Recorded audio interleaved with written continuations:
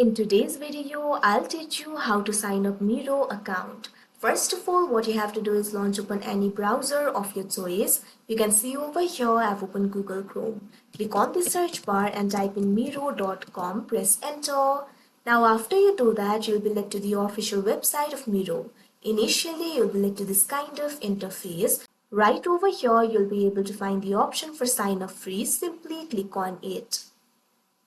Now after you do that, you'll be led to the sign up interface of Miro. From here, you'll be able to create the account for yourself.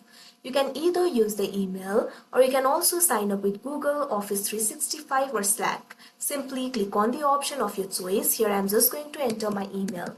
If you also want to do that, click on the field of email and provide your email over here. Now after you do that, click on this option, continue with email, that you can see on the screen. Now after you do that, you can see over here unique sign-in link will be sent to your email. Simply go to new tab, click on the search bar and type in gmail.com. Press enter. Now you can see over here email has been opened. Miro has sent me the email. Simply click on it.